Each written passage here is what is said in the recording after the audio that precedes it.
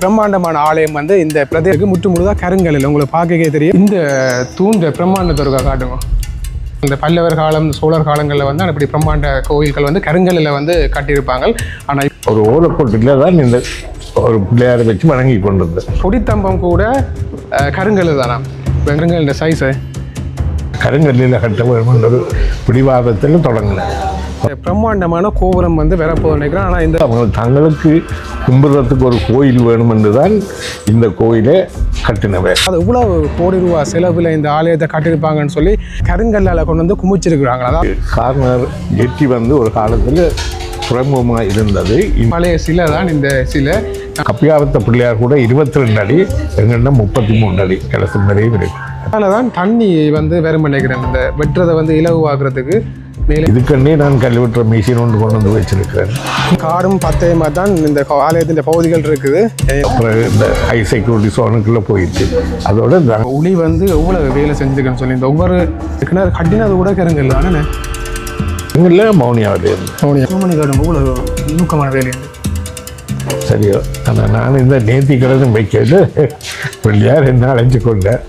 சரி, இந்த மயில் இந்த தூகை வந்து அப்படியே இந்த தூண் முழுக்களும் போகிற மாதிரி செஞ்சிருக்கேன். மிஞ்ச கிணறு இந்த தூணில் இருந்து இந்த உலாண்டி கொள்வதுக்கான இந்த மேல் கப்பு வரைக்கும் தென்னிந்தியாவில் இருந்தால் ஆக்கள் வேலைகளுக்கு ஆக்கள் வந்து செய்வின பகுதியாக சில வேலைப்பாடுகளை வந்து செஞ்சு வச்சுக்கலாம். இதில் கருங்கல்லில் வந்து வேலைகளை செய்கிறன்றது எவ்வளவு ஒரு நுட்பமான விஷயம் உங்களுக்கு தெரியும்.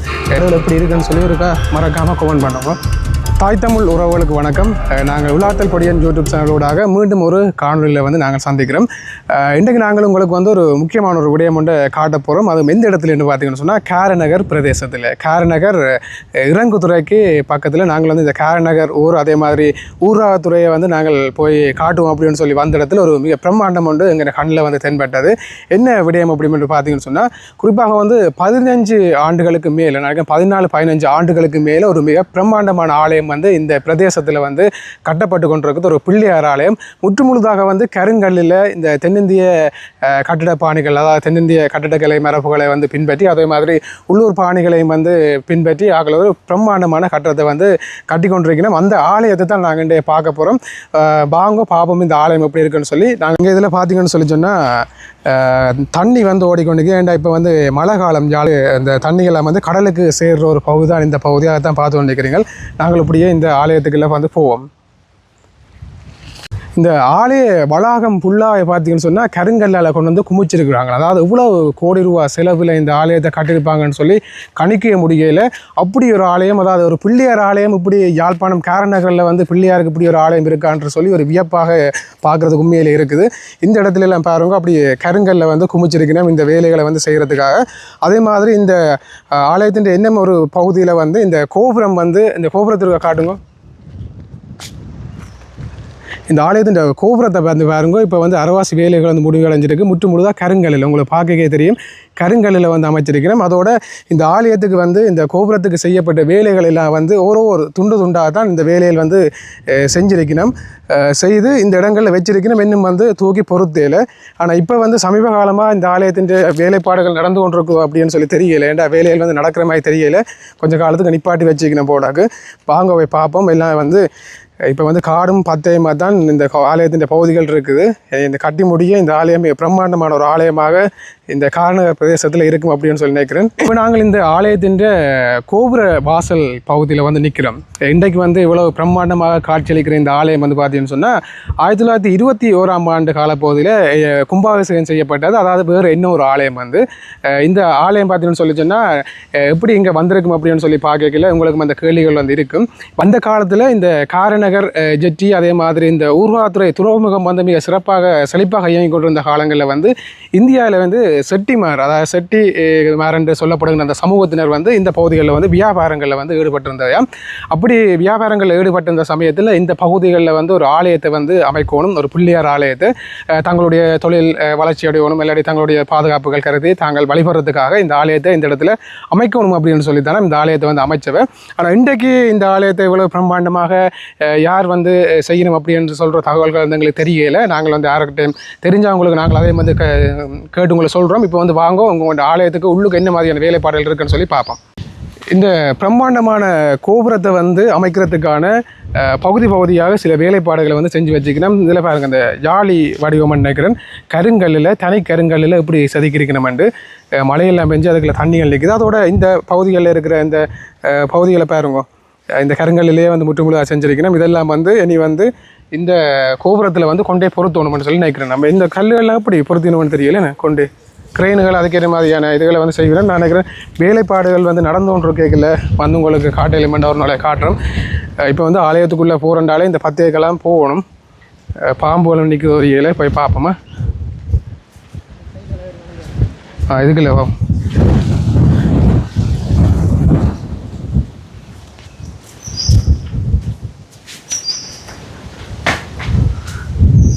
இப்படி வந்தீங்கன்னா நாங்கள் வந்து இப்போ கோபுரத்தின் கீழ்ப்பகுதியில் வந்து நிற்கிறோம்.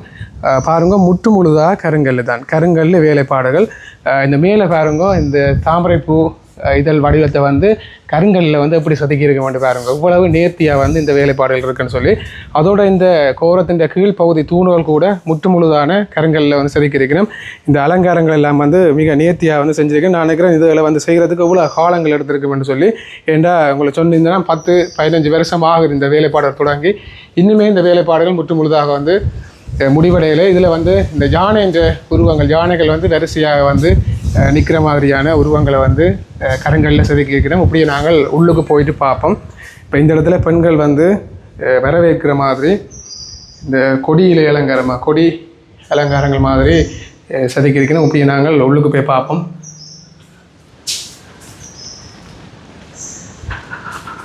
இந்த தூண்ட பிரம்மாண்டத்தை இருக்கா காட்டுங்க.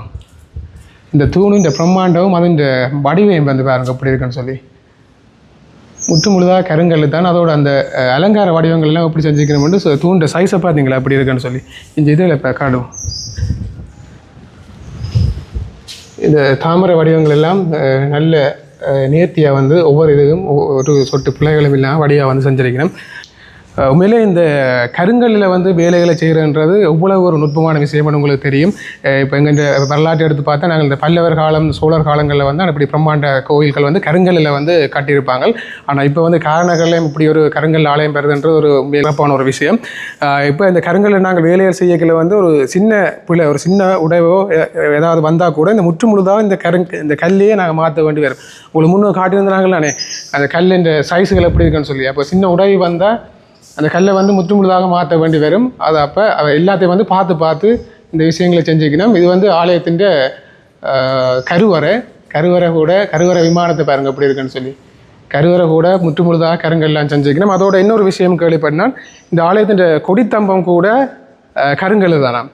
இப்போ எங்கே நாங்கள் மற்ற ஆலயங்களில் நாங்கள் பார்க்கல சில அது உலோகங்கள் எல்லாம் சேர்ந்து மரம் மற்ற உலோகத்தில் அந்த கொடித்தம்பம் எல்லாம் செய்யணும். ஆனால் கொடித்தம்பம் கூட இந்த ஆலயத்தில் முற்று முழுதான கருங்கல்லாம் செஞ்சுருக்கணும். அதை உங்களுக்கு வச்சுட்டு உதவியாக காட்டுறோம் உங்களுக்கு. இதில் பாருங்கள் இந்த அபிஷேகம் செய்யக்கில்ல இந்த வார தண்ணிகள் வந்து தேங்கி மற்ற இடங்களுக்கு போகிறது கூட இந்த தொட்டி கூட கருங்கல்லில் வந்து செஞ்சுருக்கணும். பார்த்தீங்களா எப்படி இருக்குன்னு சொல்லி. இந்த வேலைப்பாடுகள் எப்படி இருக்குன்னு சொல்லி ஒருக்கா மறக்காமல் கமெண்ட் பண்ணுங்க.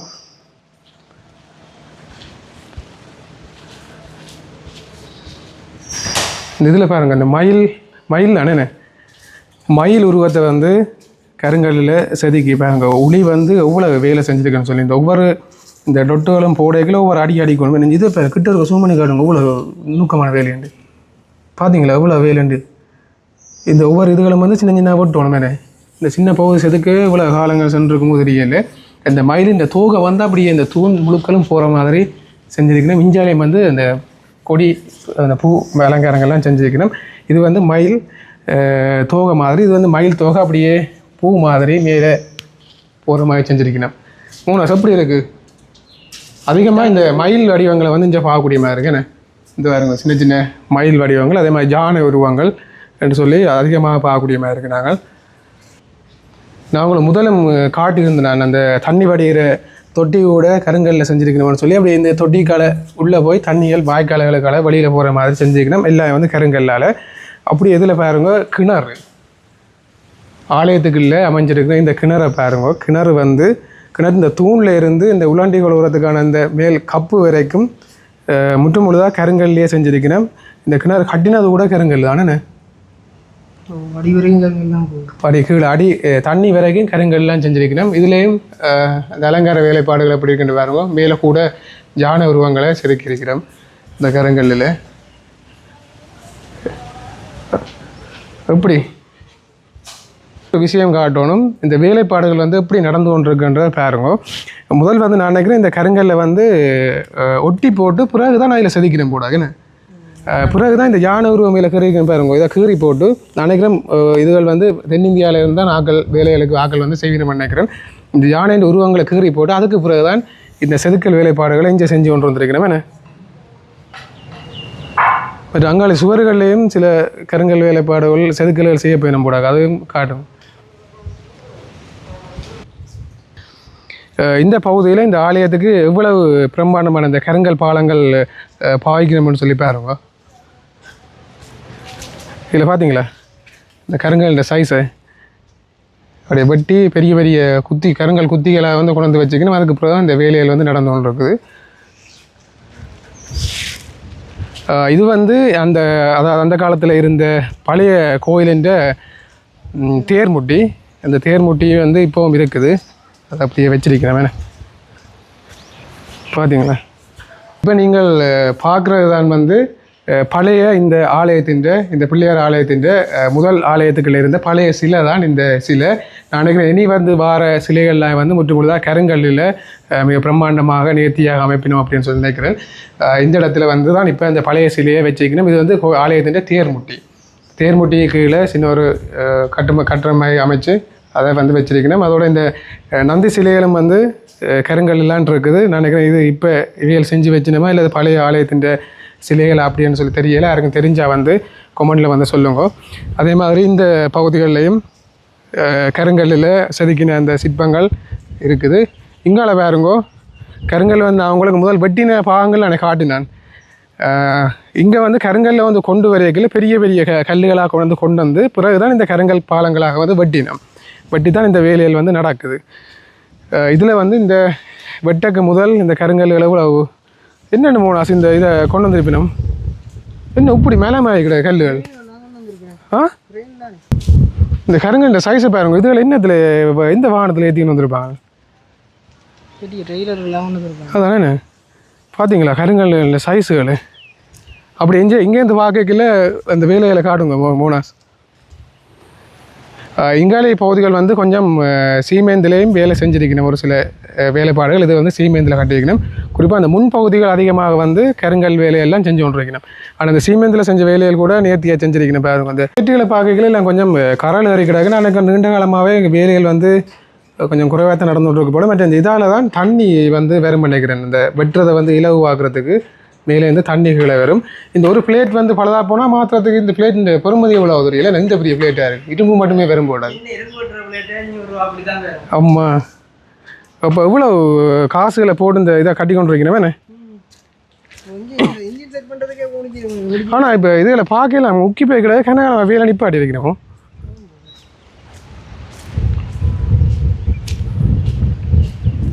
இப்போ வந்து நாங்கள் ஆலயத்தின் மூலஸ்தானத்தை வந்து பார்ப்போம். மூலஸ்தானத்துக்கு நாங்கள் போகின்ற படிகள் எல்லாம் இப்போ வந்து இந்த புறாவல் வந்து நினைக்கிறேன். புறாவல் எல்லாம் கொஞ்சம் வெச்சங்கள் போட்டிருக்கிறோம்.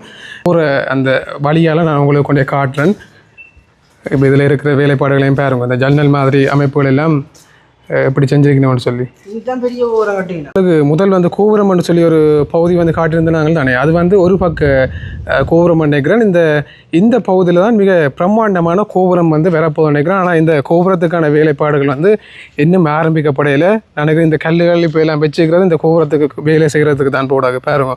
ஏன்னா இந்த பகுதியில் மூலஸ்தானம் இருக்குது. அப்போ இந்த பகுதியில் தான் இந்த பெரிய கோபுரம் வந்து வரணும். அந்த வேலைப்பாடுகள் வந்து இன்னும் ஆரம்பிக்கலை. அப்போ பாருங்க அந்த மற்ற பக்கம் இருக்கிற சின்ன கோபுர அமைப்பே இவ்வளவு பெருசாக இருந்தால் முன்னுக்கு வர கோபுரத்தின் பிரம்மாண்டம் எப்படி இருக்குமென்னு சொல்லி அது கருங்கல் எல்லாம் வச்சா அது அழகு வேறு தனியாக இருக்குமே, தனி அழகாக இருக்குமே மோனாஸ். அப்போ கட்டாயம் வந்து பார்க்கணும் இந்த கோபுர வேலை தொடங்கி. அது எவ்வளோ சிலவாக மாட்டேங்களால் கணக்கே போடலாம் கிடக்குன்னு.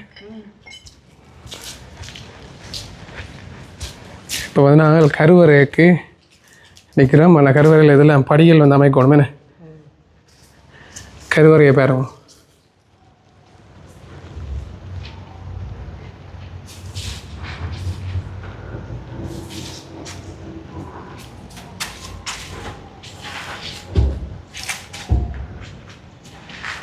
இந்த ஆலயத்தின் வேலை செய்கிறதுக்கான உபகரணங்கள் எல்லாம் வந்து அப்படியே இருக்குது. ஆனால் இதில் பார்க்கல வேலையில் வந்து இப்போ சமீப காலத்தில் நடந்த மாதிரி தெரியலை.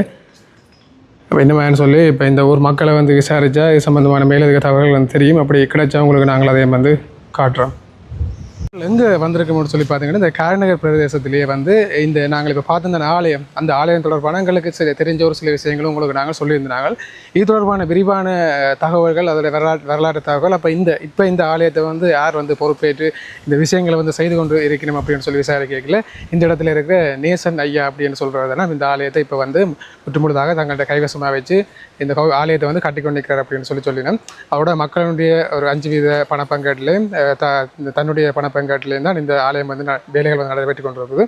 அவற்றை வீட்டுக்கு தான் நாங்கள் வந்திருக்கிறோம். இப்போ போயிட்டு நாங்கள் இந்த ஆலயம் தொடர்பான மேலதிகமான விரிவான தகவல்களையும் பார்த்து கொண்டு அதுக்கு பிறகு மிச்ச காணொலிகளை வந்து நாங்கள் பார்க்கலாம். இது கார்னர் ஜெட்டி வந்து ஒரு காலத்தில் துறைமுகமாக இருந்தது. இந்தியா வியாபாரிகள் வந்து இங்கே துறைமுகத்தில் வந்திருந்து இறக்குமதி செய்து வடக்கன்மாடு, அரிசி, ஓடு இவைகளெல்லாம் இறக்குமதி செய்து விற்று கொண்டிருந்த பொழுது அவங்க தங்களுக்கு கும்பிட்றதுக்கு ஒரு கோயில் வேணும் என்று தான் இந்த கோயிலை கட்டினவர். இந்த கோயிலில் எனது பெரிய தகப்பனாட்ட ஒரு பேச்சு முறையானவர் ஒரு ஓலக்கோட்டில் தான் இந்த ஒரு பிள்ளையாரை வச்சு வணங்கி கொண்டிருந்த பொழுது இப்போ அந்த இடத்தையே அதை தெரிவு செய்து கோயிலை கட்டினவர். அதை கட்டியிருக்கின்ற பொழுது பிறகு நாங்கள் இந்தியாவுக்கு போகிற பொழுது மீண்டும் திரும்பி போய்க்குள்ள பக்கத்தில் இருந்த சைவ ஆக்கள்கிட்ட கொடுத்தவை பராமரிக்க சென்று அந்த நேரத்தில் அவைத்த பொருளாதார வசதியில் இருக்கே இல்லை. எந்த பேரன் பள்ளி சுப்பரன்றவர் தான் அவருக்கு பிள்ளைகள் இல்லை. அவர் ஒரு இலங்கையில் பெரிய கண்ட்ராக்டராக இருந்தவர். அவர் தான் அந்த கோயிலை தேர் செய்து திருவிழா செய்து என்னது மிகவும் செலவு காசு கொடுத்து அவர் தான். அவர் மோசம் போன பிறகு 60ஆம் ஆண்டுக்கு முன்னாடி மோசம் போன பிறகு ரினோவேஷன் செய்ய வேணும்னு சொல்லி இந்த சைவாக்கள் கோயிலை அப்படியே திருவிழாவை நிப்பாட்டிச்சார். ஆனால் திருவிழா நிப்பாட்டினவே தங்களாலும் செய்ய முடியலை, ஊரிலும் பணத்தை சேர்த்து செய்ய முடியாமல் அந்த கோயில் ஒரு 25 வருஷ காலம் அப்படியே இருந்தது. அப்போ எங்களோட பேரன் செய்த தேர் ஓரியால் மேய்ஞ்சிருந்த கிடுகால அந்த தேர் நாங்கள் காணுற பொழுது எல்லாம் கரையானேறி எல்லாம் பலதாக போயிட்டு சரியோ. பிறகு 1981ஆம் ஆண்டு எனது பெரிய தகப்பனார் CS கனாரண்டம் ஏன் இப்படி இருக்குன்னு சொல்லி அந்த சைவாக்கள்கிட்ட ஒரு காகிதம் வாங்கி கொண்டு வந்து தான் ரெனோவேஷன் செய்து 82ஆம் ஆண்டு திருவிழாவை தொடங்குகிறார். திருவிழாவை தொடங்கிட்டு போய் பிறகு 89ஓட இந்த திருவிழா நின்றுடுது. பிறகு இந்த ஹை செக்யூரிட்டி சோனுக்குள்ளே போயிட்டு அதோடு நாங்கள் தொடர்ந்து திருவிழா செய்யுது. பிறகு 2010ஆம் ஆண்டில் தான் இந்த நேவி இந்த ஹை செக்யூரிட்டி சோனுக்குள்ளே இருந்த பொழுது அதுக்கு பிறகு தான் 2010 எங்கள்கிட்ட திருப்பி தந்த பொழுது தான் நான் வந்து பாரமளித்தேன். சரியோ. ஆனால் நான் இந்த நேர்த்திக்கடனும் வைக்கிறது பிள்ளையார் என்ன அழைச்சி கொண்டேன். சரியோ. அந்த என்னுடைய பேரன் வழியால் தான் நான் அந்த கோயிலை கீழே போக வேண்டி வந்தது. அவர் தேர் செய்திருந்தது எங்கள் பேரன். பிறகு நாங்கள் 2010 நான் அது இந்தியா பூரா பார்த்தபடியே கருங்கல்லில் கட்ட வேண்டும் ஒரு பிடிவாதத்தில் தொடங்கி இந்தியாவிலேயும் தான் வந்து ஆக்கள் செய்து கொண்டிருக்கிறோம். இப்போ இந்த ஒரு 4-5 வருஷமாக அந்த கொரோனா அந்த சீசன்களோடு நின்றுடுது. ஆனால் இப்போ இனி ஜனவரியிலேருந்து தொடங்க போகிறோம். ஆனால் இது இந்த கோயில் கட்டி முடிஞ்சால் தலைவரிசை எல்லாம் முழுக்க கருங்கல்லில் பொழிஞ்சு போட்டிருக்கோம். இதுக்கண்டே நான் கல்வெட்டுற மிஷின் ஒன்று கொண்டு வந்து வச்சுருக்கிறேன். நீங்கள் சொந்தமாகவே கல்வெட்டுற machine, JCB, crane, roller, generator எல்லாமே கொண்டு வந்து வச்சுருக்கிறேன். சரியோ. அப்போ எங்களுக்கு இப்போ இருக்கிற பாக்கி வேலை தெற்கு கோபுரத்தின் பண்டிகை மட்டும் அடித்து வச்சுருக்கோம். அதை நாங்கள் இப்போ வந்த உடனே முதல் அதை ஏற்ற போகிறோம்.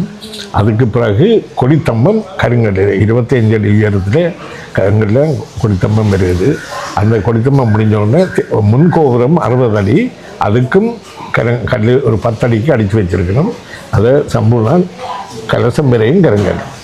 ஆதிமூலம் 33 அடி உயரமான ஆதிமூலம் கருங்கல் வரை கலசம் வரையும் கருங்கல். இது இலங்கை கப்பியாவத்த பிள்ளையார் கூட 22 அடி, எங்கன்னா 33 அடி கலசம் வரையும் இருக்கு. அப்போ இந்த வடிவமைப்புகள் எல்லாம் யார்? அதெல்லாம் இந்திய நிஸ்தவதி மாதிரி தான் அது கீழ்றது கிரியாவையெல்லாம் செய்யணும்.